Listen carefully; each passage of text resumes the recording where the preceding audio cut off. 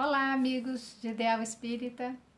Conforme a gente havia planejado, já havia comunicado, o encerramento da obra O Evangelho no Lar para crianças de 8 a 80 anos. Na sequência, nós vamos começar a leitura desta obra. A Força Eterna do Amor, por Madre Teresa de Calcutá, escrita pelas mãos de Robson Pinheiro. Eu vou pedir licença para fazer um resumo do que está no prefácio do livro, que Robson Pinheiro fala da presença, né? Ele sentia a energia de um espírito que o deixava muito emocionado, né? Aí as lágrimas, e o que ele escrevia no início era Teresa dos Pobres, Teresa de Calcutá, Teresa de Deus. E assim ela foi se aproximando e fazendo uma conexão fluídica. O espírito, para poder escrever através de um médium, ele precisa estar conectado, ele precisa ter essa sintonia que é fina, né? Uma sintonia refinada dessas vibrações. Então isso demanda certo tempo.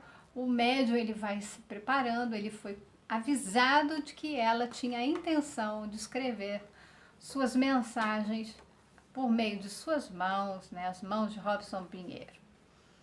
Ele faz uma série de ressalvas, inclusive porque Kardec falava que era preciso, né, verificar as mensagens que os espíritos traziam, e por uma série de questões ele explica também da dificuldade de confirmar determinadas passagens.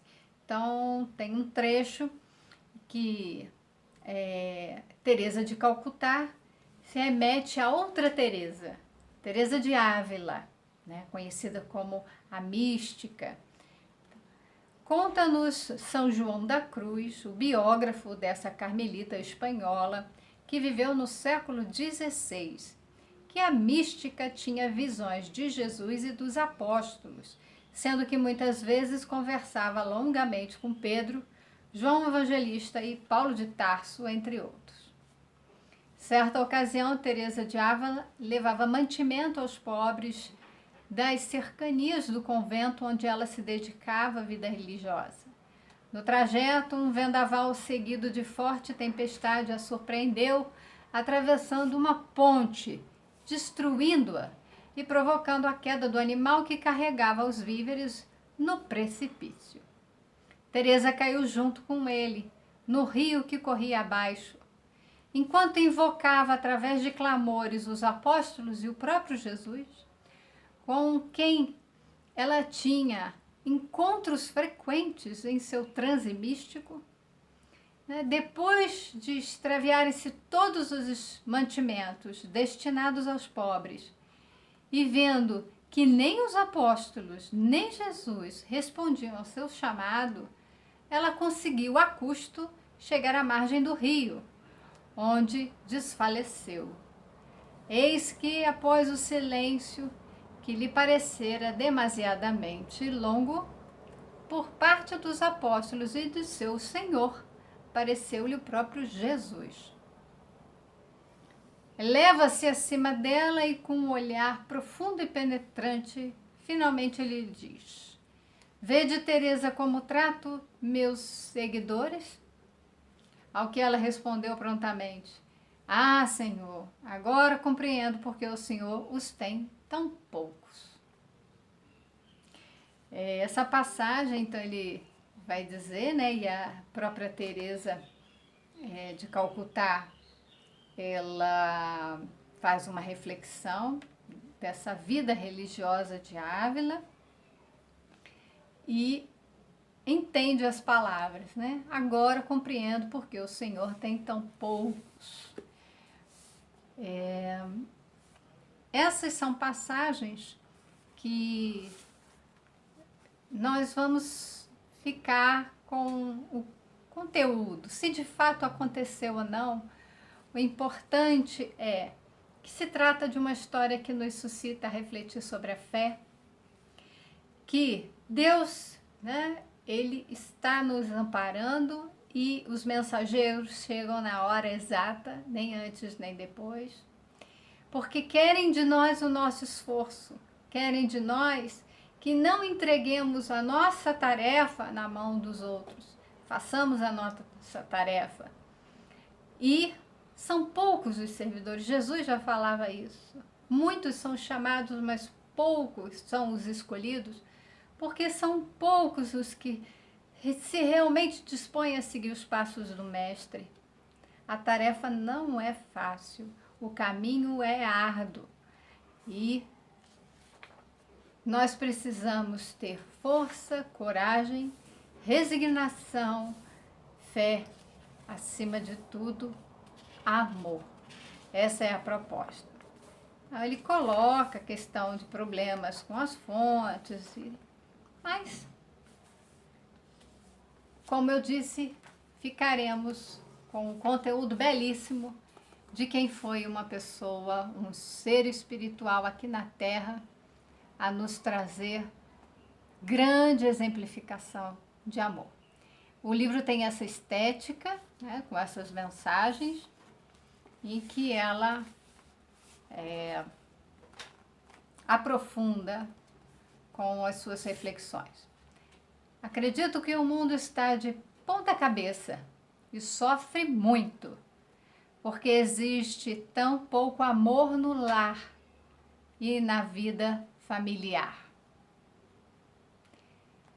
Frase muito atual de um livro que foi publicado em 2009, com mais de 10 mil, acho que a primeira edição foi 10 mil exemplares, e teve uma segunda reimpressão em 2010. Podemos dizer que essa obra aqui, com mais de 10 anos, já deve ter muito mais de 20 mil exemplares vendidos. Precisamos compreender que ela fala de um momento, mas estamos vivendo um momento em que o mundo está de ponta cabeça, uma pandemia que realmente modificou as relações, colocou em xeque as questões políticas, econômicas, sociais, de saúde pública, de saúde mental, né? E falando da convivência.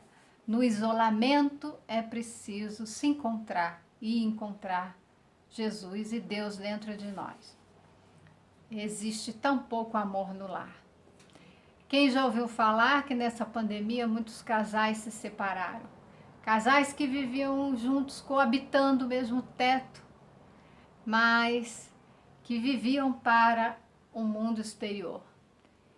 Viviam para o passeio, viviam para festividades, viviam para os seus trabalhos, mas viver um para o outro, com a pandemia e tendo que conviver, né? Viver junto, isso se destacou. Mostrou que ali era preciso algo mais, era preciso amor no lar, preciso amor na vida familiar.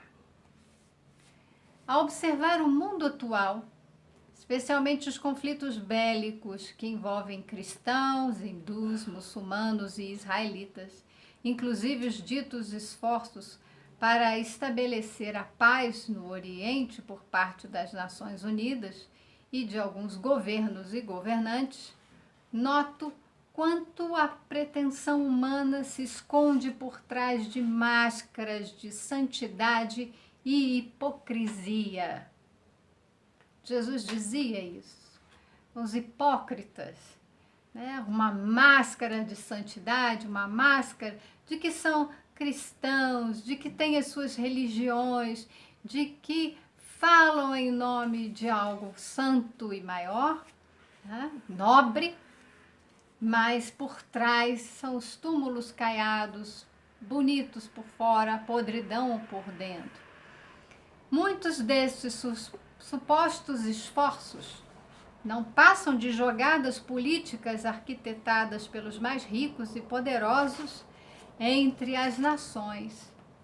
Estamos passando por situações críticas em que os poderosos jogam com as questões financeiras, econômicas, sociais e com a vida das pessoas.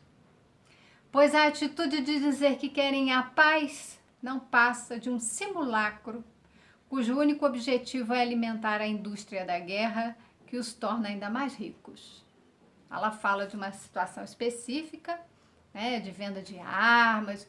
A gente fala de paz, mas vende armas. A gente fala de amor, de paz, de saúde, mas provoca doença, dissensão, provoca pobreza, miséria. Considero que entre todos os esforços que possamos fazer para conquistar a paz no mundo, a educação e o resgate do amor família e do amor filial devem necessariamente estar na base de qualquer iniciativa. Ela já dá a nossa solução. A educação e o resgate do amor na família e do amor pelos filhos. Não adianta assinar tratados, nem tentar impor a paz através de decretos, sanções ou força militar. Não se impõe a paz. A paz se conquista com a própria paz, e Gandhi já ensinou isso. Não se impõe a paz pela guerra, pela pólvora, pela violência verbal, física e de qualquer ordem. Violência atrai violência. A atitude das Nações Unidas e de alguns países mais ricos que enviam suas tropas a fim de garantir a paz é algo risível, ou melhor, profundamente lamentável. Então ela fala que é de rir, parece uma piada, né? É uma história de mau gosto, e ela fala que é profundamente lamentável. Nós devemos lamentar toda atitude e que em nome da paz se faz a guerra, se leva as forças militares e pessoas com armas em punho. Então, como garantir a paz através do uso de armas? Eu não entendo disso, assim como não entendo de políticas humanas. Acredito muito mais na política de Deus, defendida e adotada por Jesus, que é o maior estadista que o mundo já conheceu. Uma paz que se mantém pelo sangue derramado de vítimas inocentes e produz outros conflitos de natureza social, tanto quanto bélica, que se estendem por gerações a fio, é algo assustador. Até quando os governantes do mundo, encorajados por grande parte da opinião pública, desempenharão esse teatro em que nem eles mesmos acreditam? Eles sabem que não vão levar a paz, eles querem vender as armas, eles querem garantir o seu lugar de poder. Por isso, lamento muito ao perceber que o mundo está de ponta cabeça.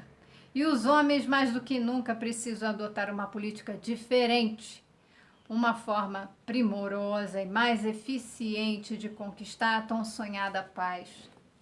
Trata-se da educação e do resgate do amor. Meu Deus, até quando durará essa artimanha das trevas disfarçada de esforço pela paz? Até quando durará essa artimanha das trevas disfarçada de esforço pela paz? Cuidado com os falsos profetas, cuidado com as máscaras, cuidado com os discursos de paz e quando está se disseminando é o ódio. Cuidado, porque ali estão sendo manipuladas forças das trevas que de fora atuam nas forças das trevosas em nós. E os cristãos até quando cruzarão os braços diante da desgraça que ameaça diariamente a humanidade? Até quando vamos ficar de braços cruzados? como podem participar e ser coniventes com esses erros lamentáveis? Ou participamos ou ficamos quietos sendo coniventes? Porque quem se cala para o mal, permite que o mal ocorra. Fazem caminhadas, fecham ruas e quarteirões, pregam nas missas e nas reuniões comunitárias, mas se recusam a reciclar seus valores internos. Continuam bonitos por fora, podres por dentro, porque não reciclam seus valores. Tá tudo bonitinho por fora, eu já sei, mas o que você faz com aquilo que você sabe? Você está vendo que as coisas lá de fora matam.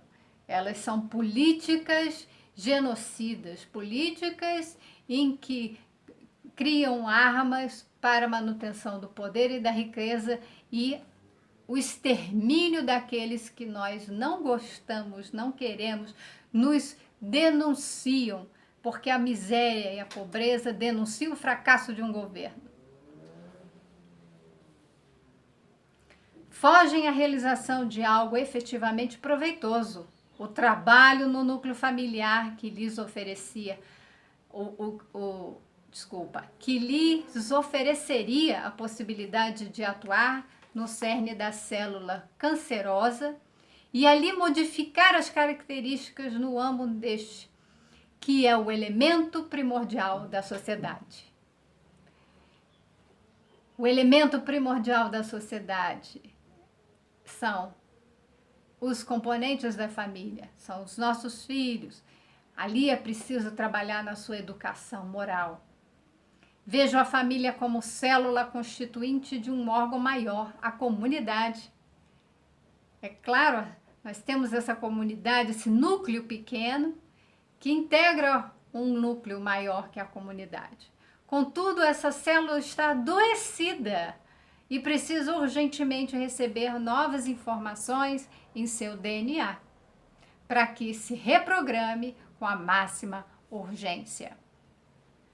A célula da família está adoecida. Precisamos reprogramar, trazer valores nobres, mostrar o valor do amor, da paz, que se conquista através da educação. Qualquer campanha pela paz que ignore essa necessidade básica apenas dissimula a doença generalizada que graça na humanidade.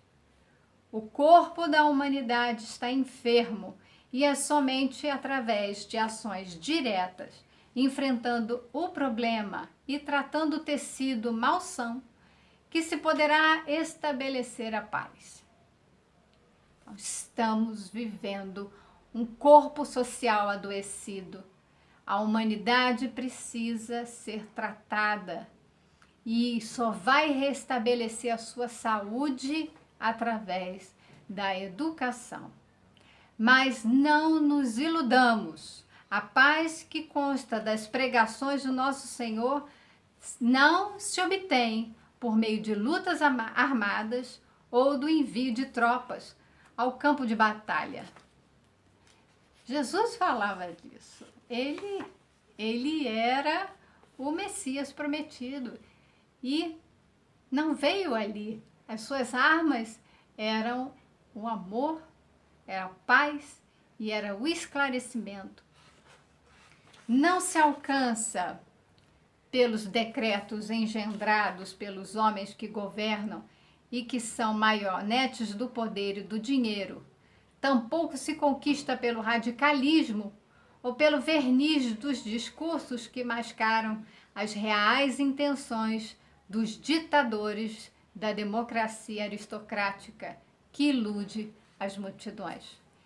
Nós estamos iludidos pelos ditadores da democracia. Falam em democracia, mas são verdadeiros ditadores que querem pregar as suas verdades, os seus modos de viver, de ser. Só é possível a paz quando se inclui a família, a base, a educação. Por isso, nosso mestre foi chamado de Rabi, professor, aquele que educa. Desse a cada um dos dirigentes das nações, aos religiosos de carteirinha e aos chamados cristãos modernos, uma vassoura, para que experimentem trabalhar mais e falar menos, fazer menos reuniões e realizar mais ações construtivas. Envie-se cada um deles e seus familiares ao centro dos conflitos que pretendem encerrar, com documentos e resoluções forjados e assinados no conforto de suas escrivaninhas, em ilustres palácios de cristal, que eles sejam mandados pessoalmente aos locais assolados pela guerrilha e pelo confronto armado, e vejamos se seus métodos funcionam. Olha quanta lucidez. Vá lá. Sai do seu castelo, sai do seu conforto, vai até aquelas famílias, aquelas cidades destroçadas por aqueles atos que vocês assinaram e decretaram. Vá lá, esteja presente.